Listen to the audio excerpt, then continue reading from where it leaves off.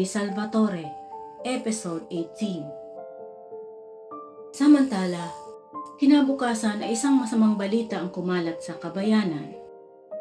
Natagpuan ang sunog na katawan ni Santiago sa loob ng sasakyan nito.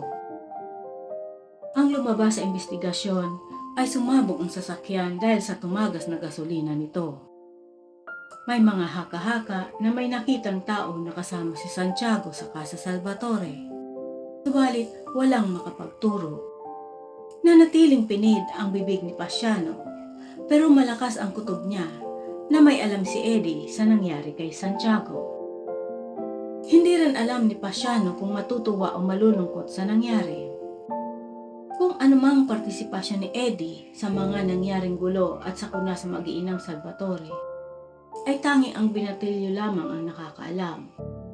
Malungkot na pinagmasdan ni Pasiano ang nakasabit na litrato ng batang ina na si Vanessa at sanggol na si Eddie. Nakakalungkot isipin ang sinapit ng mag-ina sa malupit na pamilyang Salvatore. Samantala, habang nasa biyahe si Eddie, ay nasagupan niya ang matinding sikat ng araw sa katanghaliang tapat at ang makapal na alikabok sa daan. Halos manhid na ang kanyang mga kamay, pero kailangan niyang pagtiyagaan. Nakakapagpahinga naman siya kung may sundalong nagpapahinto ng jeep. Ilang oras pa ang lumipas ay nagminor ang sasakyan. "Pulo na ito, boy!" sigaw ng driver na sundalo.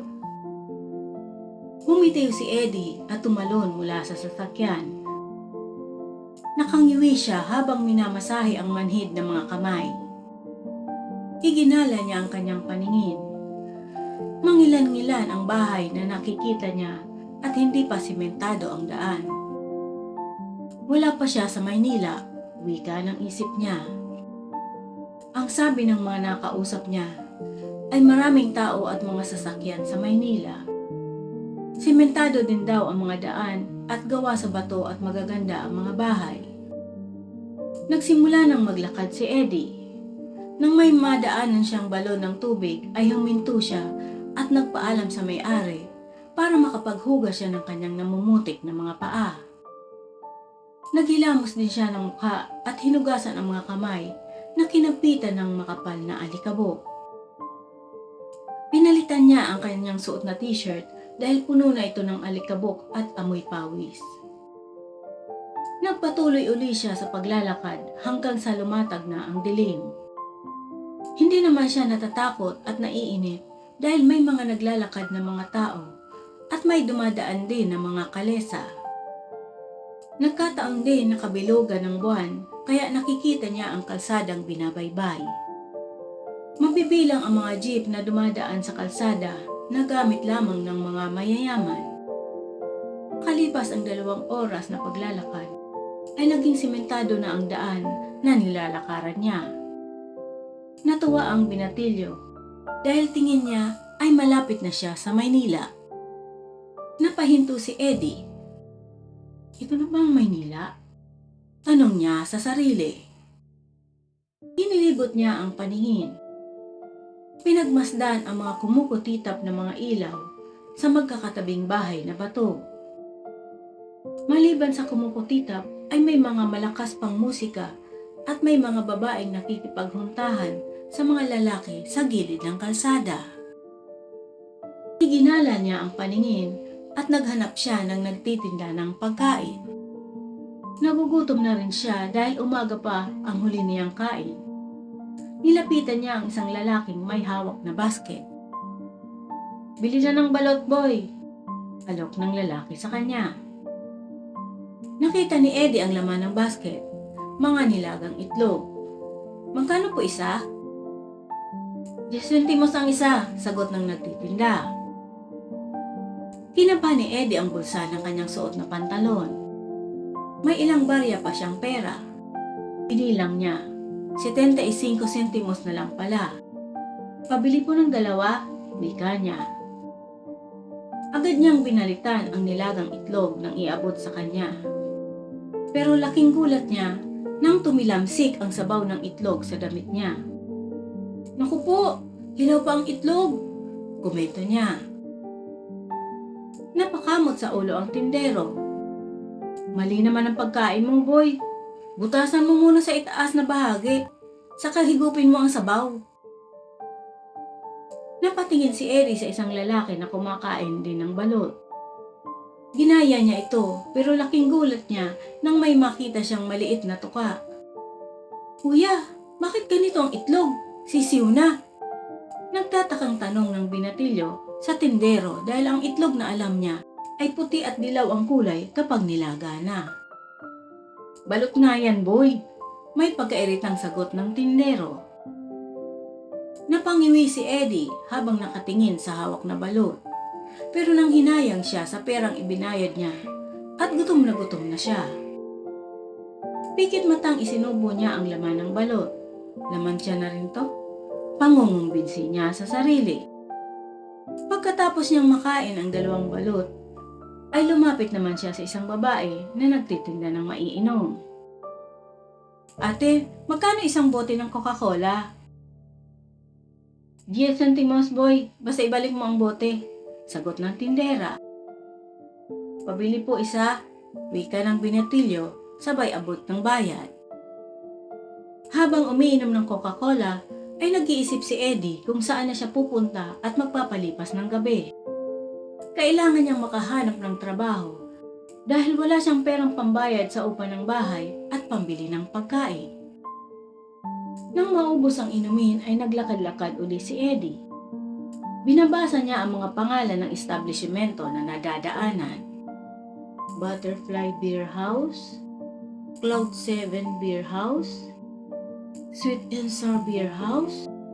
Bakit ganito ang mga pangalan? Nagtataka pa niyang tanong sa sarili. Napatigil siya sa isang pintuan nang may nakasabit na karatulang wanted dishwasher. Napangiti ang binatilyo. Marunong naman siyang maghugas ng mga plato at sa tingin niya ay kayang-kaya niya ang maging dishwasher. Nakipila siya sa mga pumapasok na kalalakihan para makapasok sa loob, ngunit pagtapat niya sa bantay na babae, "Bayad mo," wika ng babae, sabay lahad ng isang kamay.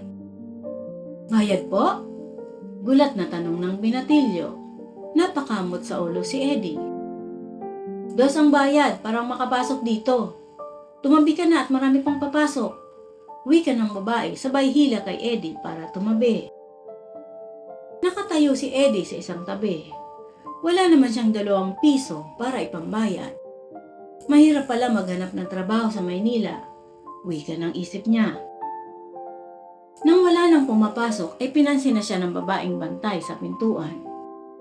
"Bakit ka ba gustong pumasok? Wala ka namang pera. At saka ang bata mo pa." "Mag-a-apply po ako. Nakita ko po na nangangailangan ng dishwasher," sagot ng binatilyo. "Ganun ba? Sandali." May kinawayan ang babae sa loob ng beer house at lumabas ang isang lalaki na malaki ang katawan. "Aplikante raw to, dalhin mo kay boss," wika ng babae sa lalaki. "Sumama ka sa kanya para makausap ka ng boss namin," baling ng babae kay Eddie. Nag-aalangan man ay sumunod si Eddie sa lalaki. Kailangan niya ng trabaho para may pambili siyang pagkain at pangbayad sa tirahan.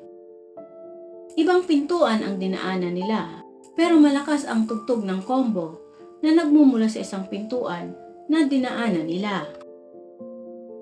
Kumatok ang lalaki sa isang pintuan at naghintay sila ng ilang minuto. "Sino yan?" Malakas ang boses nang sumagot ang lalaki mula sa loob ng kwarto. "Boss, may aplikante dito. Dishwasher daw." Malakas din sagot ng lalaking tauhan sa tapat ng pintuan. Nakita ni Eddie na umawang ang pinto at may sumilip na lalaki. "Isama mo na yan sa kusina," wika nito at muling nagsarado ang pinto. Muling sumunod si Eddie sa lalaki at nakarating sila sa mahaba at malapad na kusina. Nadatnan nila ang 2 lalaki sa loob ng kusina.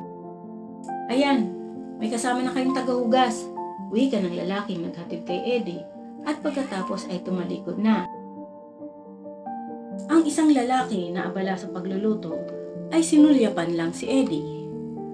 Pero pinansin si Eddie ng isang lalaki na naghihiwa ng mga luto ng liempo ng baboy.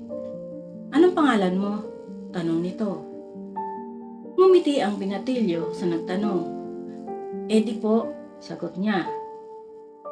"Ako nga pala si Ali. Ibaba mo na yung bayong mo at magsimula ka na," wika ng lalaki. Tumalima si Eddie.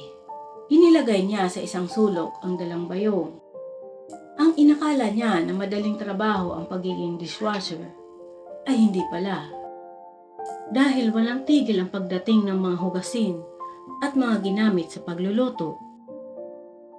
Trabaho rin niya ang palitan ang laman ng freezer ng panibagong alak at soft drinks.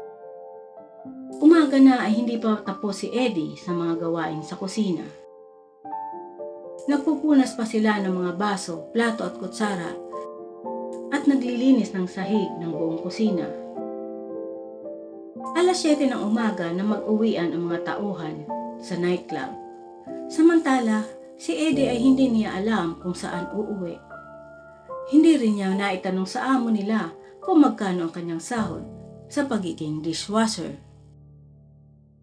"Hoy, Eddie, pasaan ka?" Nilingon ni Eddie ang tumawag sa kanya. Ang isa sa kasama niya sa kusina. "Kuya Ali, ikaw pala." Sino ang mga bagong darating sa buhay ni Eddie? Abangan sa susunod na kabanata. Hello mga idol! Nagustuhan niyo ba ang kwento? Pa-like, share, and subscribe naman. Maraming salamat!